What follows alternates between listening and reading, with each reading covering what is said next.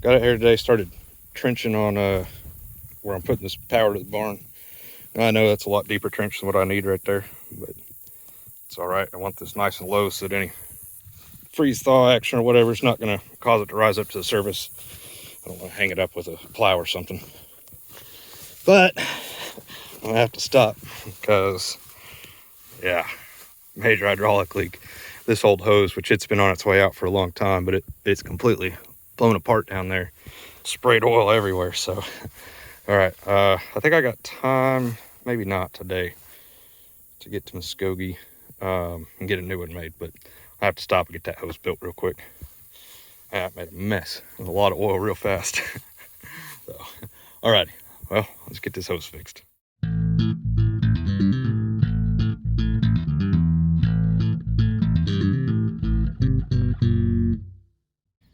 Alrighty, new hose, just barely made it in time before they closed. They didn't have the right size hose, so I had to replace it with a little bit bigger one.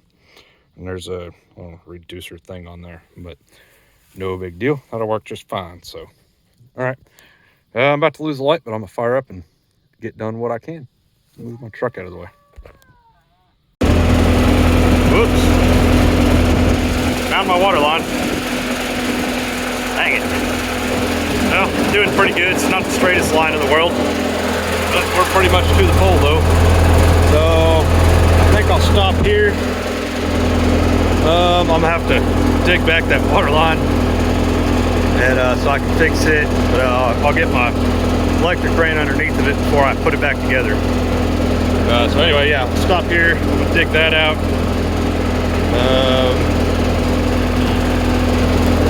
And then probably turn around and come backwards from the pole. Back up here on top of where I'm at, I think would be the best way to do that. Man, so close. Like right there. The tank backhoe broke again. Blew up another line. It's a hard line this time. It's kind of unusual. Same one, so this one I had to replace last time. And then it's actually this steel line right in here. I guess it's probably been vibrating on that clamp. And yeah, it was just spraying everywhere. So, and de-rusted the whole side of the backhoe there, or rust-proofed it or whatever. Well, crap. So, all right, I gotta figure out a new line for that. I'll either make one or might call around and see if somebody can just copy this one for me. Might be easier. 1-inch line's kind of hard to bend with hand benders. That's all I really have access to. So, alrighty, shut down again. That's okay though. I'm gonna hold off on that. I think I'll go ahead and get the line buried all the way up to this point and taped. I can backfill most of it. I'll put the bucket on the tractor to backfill. So the plan is I've got that red tape, you know, it says danger electrical line underneath of it. In case me or somebody else ever comes digging through here, because obviously if stuff's not marked, you rip it in half. So, whoops, I gotta fix that. But like I said, I'm gonna put the electrical line in first. I'll kind of half backfill and get about 1.5 feet, 2 feet deep or so before I get flush, and then I'll run that tape, and then I can backfill from the barn all the way up to over here somewhere. So, progress, and then I'll fix the backhoe. They don't have my breaker panel set yet. They put the meter up. I brought them a breaker panel, so I don't know what they're waiting on. But they put the meter socket on here. So I got the meter, but they have a breaker panel that's going to go here. And they put this on kind of the exact opposite side of the pole. It would have been useful. It'd been better for it to be right here. But whatever, it's all good. So I don't know how far to go now. I'm going to wait to finish this last little bit anyway. I wanted to get kind of square to it right here so I could just come right over once they get my breaker panel put on there. Like I said, they've got it. I don't know why they didn't hang it the day they put the meter up. So anyway, I'll call them here in a little bit and see what's up with that. So for now though, I'm going to go ahead and like I say, run the line. Oh crap, I didn't quite finish all the way into the barn, so I got some shovel work to do, but it's all good. Let's get to it. All right, stretching wire out. I've got it kind of hooked on the inside in there. I did that last little bit out by hand. No big deal, because back is broke. Let me see if I can set you up over here somewhere. Maybe you can get a time lapse going. Let's see.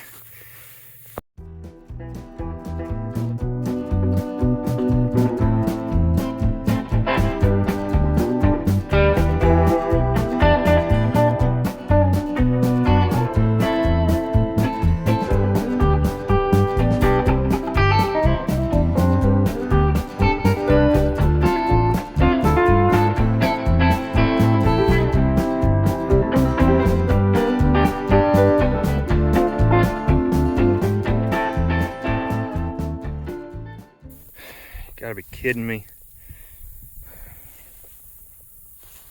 Where is it? Freaking wire's like 75 feet too short. Damn it. I measured it. I don't know how I'm off by that much. Freaking sucks. Alright, so yesterday I unrolled wire just by hand. I had to go back and get new wire. So I actually like this better because the neutral, well, the neutral's this one here with the white stripe, and then solid green for the ground wire. The other one, the ground wire had green stripes on it, but the neutral wire was just solid black. So I think this is better. And today I'm going to be smarter about how I unroll it. Got it on the forks of the tractor here. I'm going to tie it to the back of the truck. So common knot for pulling wire, just make a loop, kind of double back on itself like that. It's called a half hitch. So I've got basically 4 of them on there. And a cool trick for tying what's called a clove hitch. If you make a loop, make another loop, invert them like so. Let's put that on my pole right here. There we go. So, all right. Now I'm just going to drive with it and pull it that way. So I'm going to change this. There we go. All right, see you in a second.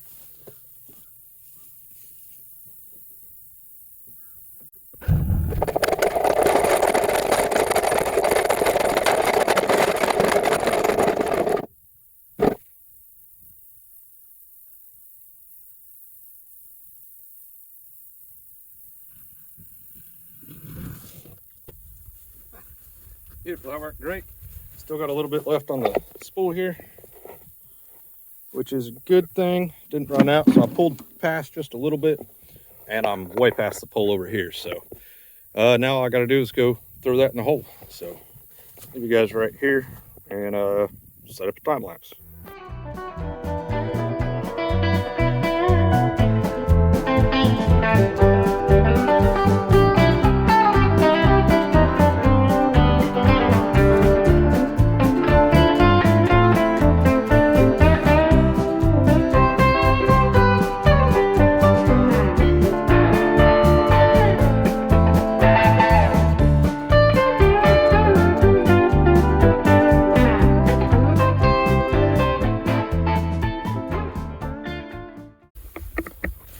All right, well, it's still a little bit of work, but not too bad.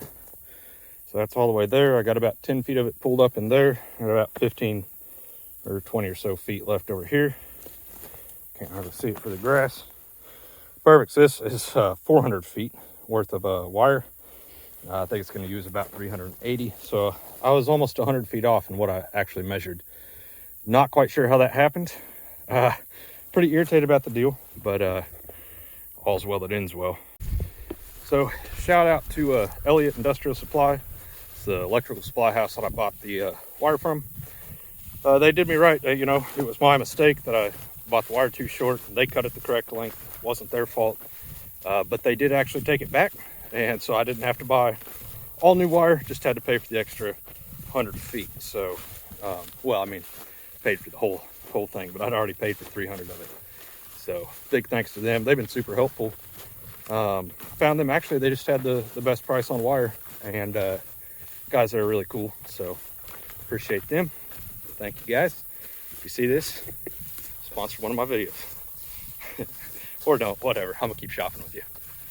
But yeah, so before I start burying this, I think I want to go ahead and get the panels set in here in the actual hay barn, and go ahead and make sure I've got all the wire I want in there, and then I'll start backfilling. So the backhoe still broke down, hydraulic line, piece of hard line is broke. I think for now I'm just going to braze it until I can find somebody that can replace it, or make me one, or if I can track down the tools I need to do it myself. It's not that difficult to do. It's only a couple bends. The trouble is you got to flare the ends of that too, and the tool to do it costs like $450 or something like that. There's some cheaper ones on Amazon, but still it's like 200 bucks. So might be worth owning. I don't know, I'll decide later. But for now, let's look at what I need to do to get this panel mounted in here. My plan is I've got a 20-foot piece of pressure treated 2x6. It's just what I've got on hand. No, 2x8s, which way more than I need. A couple 2x4s. Unpressure treated would work just as well. But you can see, see? There you go. That's where the wire comes in. And it's only gonna, oh yeah, I got plenty of wire. Got all the wire, so sweet. But the box is gonna get mounted about here. Oh, sorry, garden spider. See her up there? Those things cool or what? Where's she at? There she is. God, they're huge. Anyway, I'm attach one of the cut 2x8s, one to go here, and then down to that one, 2 of those, and that's what I will mount my panel to. I'll pull this up in it. Got conduit sitting here, that'll get me out of the ground into the panel, so I'm gonna work on that next. Yeah, pretty cool. So, progress. Right, I got started on this yesterday evening. It's too dark to record. One thing I always do is leave loops in there, and that's it's just, I don't know, the way I was trained, I guess. If something were to burn up here and it burns up, you know, 6 inches of your wire, just leave that extra loop in there. That way you got more wire if you have to cut part of it off. It's not necessary, you can just go straight in, but I don't usually. I like to give myself some extra room to play. Probably be some debate over how necessary that is, and whatever in the comments, but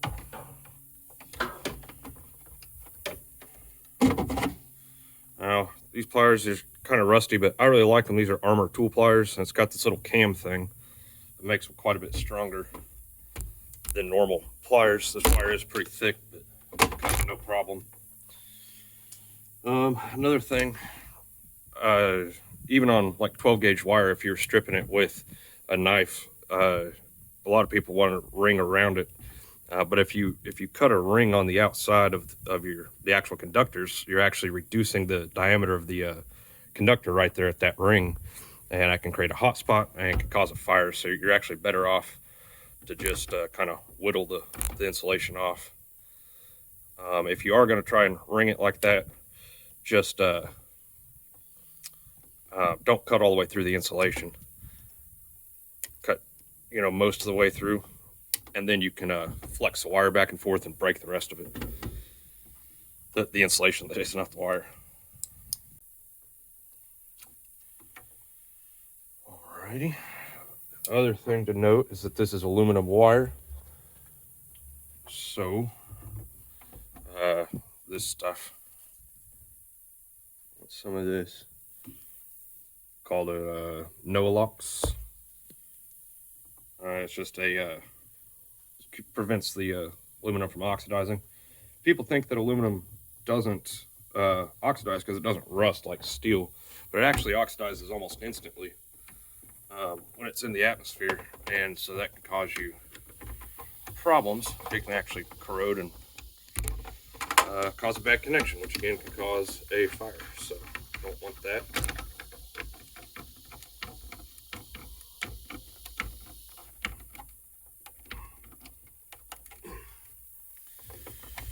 And I realized yesterday my box does not have a separate ground in it. Now I could just land it here on the neutral, but I'm gonna get a separate ground bar since I bothered to pull an extra wire for the grounds. You know, they're connected together at the meter anyway. But I'm gonna hold off on this, and I will get a ground bar to put probably down here on the bottom. So anyway, that's your 2 hots. Neutral landed there. So I guess I'm ready to start pulling some wire for my receptacles. I think I will go ahead and mount all my receptacle boxes first, just with self tappers up to this guy, all the way across the hay barn. So, all right, get that done. Well, I thought that was recording a time lapse. I guess it wasn't, so I had to answer a couple phone calls. I guess it turned it off. But wires are all kind of roughed in. I'll come back with the clamps on the top of that purlin there and tie that wire down so it's not just hanging out. I just don't have them yet. I'll come back with those later. But yeah, that's all done there. I've got one more circuit that'll be coming in the top of the panel, and that's for lights. Land it there on that breaker. And then I went ahead and ran these on a separate breaker. I've ended up putting one more in there. I was only going to do 2 receptacles circuits, but decided to do another one just because it's kind of a pain to get around that I-beam there. So it's easier just to, I had the breaker space, so I just ran an extra circuit over there. So anyway, cool. Glad to have that done. Still got to go to town and get my ground bar, pile these 2, and like I said, I'll need to run number 14 wire for my lights. Speaking of, let me show you them real quick. One of them anyway.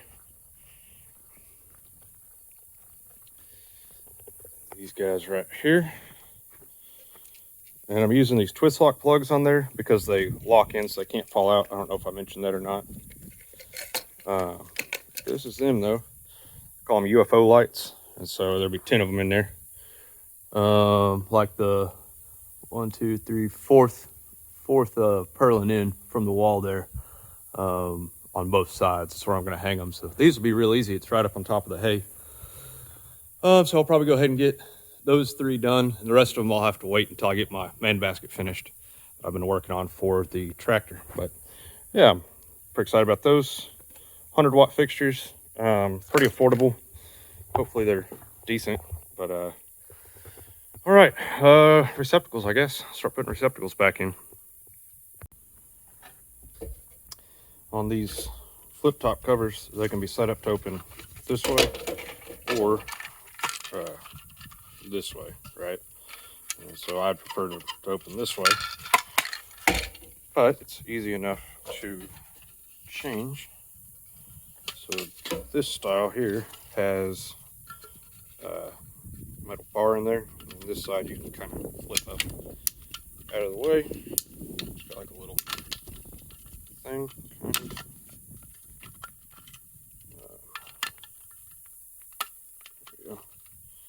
Pin that out of the way, and then the easiest way I found to get that out of there is with a razor blade or something, knife. Get that out. Pin comes out, and then you just turn it this way, and the covers are cut with a little slot right there. See that? Then push the pin back in this side.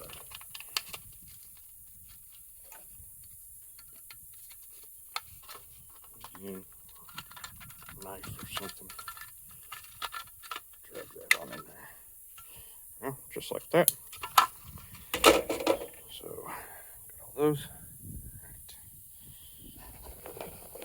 Got one done. Move on and do these 2 real quick. So let me see if I can get the time lapse to work this time.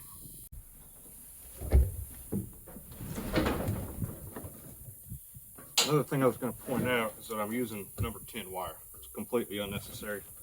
I got it really cheap at an auction though. And that's why I'm using number 10 wire. That is kind of making it a little bit harder on me when it comes to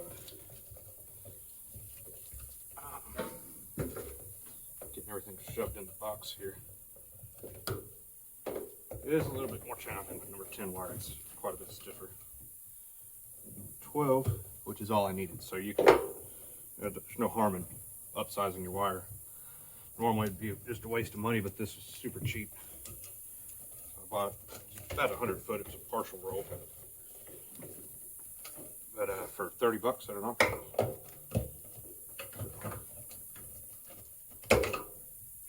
Cheap enough.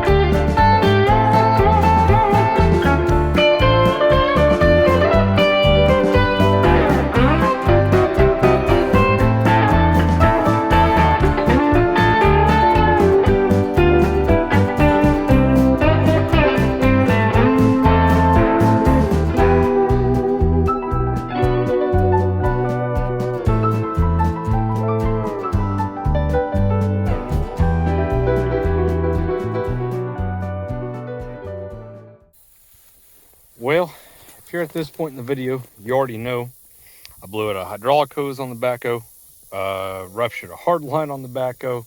My wire was too short and just ran into another problem. I say just. It's been a few days now. I was too irritated to talk about it before, but let me show you what I just did. Give you a little background though. I wanted to put some tape up above the wire, keep me from digging through it again, but I accidentally backfilled the hole too deep. So set up the backhoe after I fixed that hard line, and to dig some of it back out, I skinned the wire. So let me show you that real quick. It's frustrating. So I've pulled it up a little bit, as much as I could. That's a problem though. I caught that with the backhoe bucket. Like I said, I pulled this out. I caught it right here as well. And these are both my hots. You know, I mean, it could have been the ground. It wouldn't have been a huge deal. But anyway, those are the two big spots that I damaged. So that sucks. This is already buried under a couple of feet. What happened here is, and it's a little bit taller now, because I pulled it out of the dirt, but my trench got a little bit shallow right here, and yeah, found it while I was trying to clean out a little bit of the trench so I could put that stupid tape in. I will not be putting that tape for the rest of the hole, but I am going to have to pull some slack in this because I cannot afford to replace it. So I'm going to attempt to repair it. I'm not going to show the repair because it's really not the right way to do it. If your wire's damaged, you should just replace it.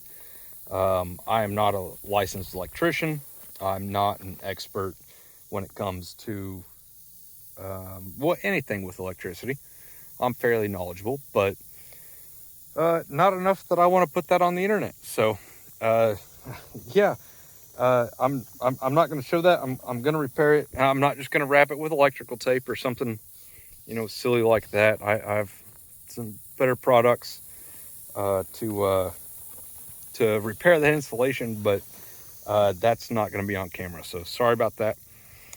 I'm not comfortable showing it because honestly, I'm not sure if it's going to work. And I think it will. I'm like 90% confident, but anyway, I'm not going to show it with the idea that anybody can do it. If you run into something like this, you should call a licensed electrician, or you should call a licensed electrician and let them decide how to fix it.